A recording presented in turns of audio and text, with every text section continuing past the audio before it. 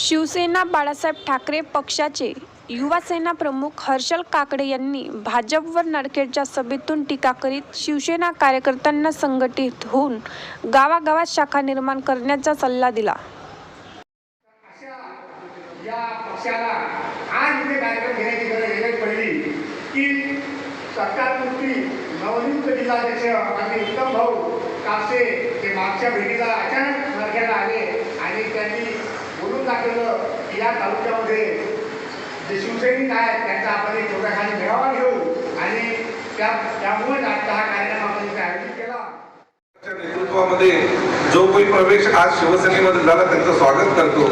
मित्रांनो, तुम्हाला माहित आहे आज महाराष्ट्रामध्ये कसं गलिच्छ राजकारण सुरू आहे. आपल्याला रावणाबद्दल माहित आहे, रावण अतिशय नीच माणूस होता, नीच वृत्तीचा माणूस होता, तरी तो आपल्या बहिणीसाठी सर्व देवांसोबत लढला होता.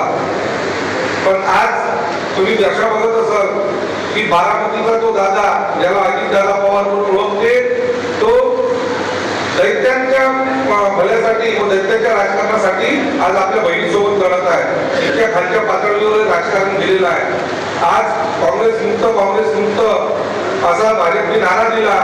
गेल्या 2014 पासून जे आश्वासन जनतेला त्यांनी दिले होते, ज्यांच्या विरुद्ध त्यांनी ज्या काँग्रेसच्या नेत्यांच्या मतदारसंघामध्ये त्यांना मोठमोठ्या भ्रष्टाचाराचे आरोप लावून त्यांच्या विरुद्ध घोषणाबाजी केली, त्यांच्या विरुद्ध सभा घेतली, आज त्यांनाच कुठेतरी आपल्या पक्षामध्ये घेत आहेत आणि त्यांना मोठ्या मोठ्या जबाबदारीवर देत आहेत. जबाबदारी म्हणजे कोणत्या संघटनेची नाही, तर राज्यसभा, उपमुख्यमंत्री पद, पालकमंत्री पद, चांगल्या देशातले महसूल मंत्री पद.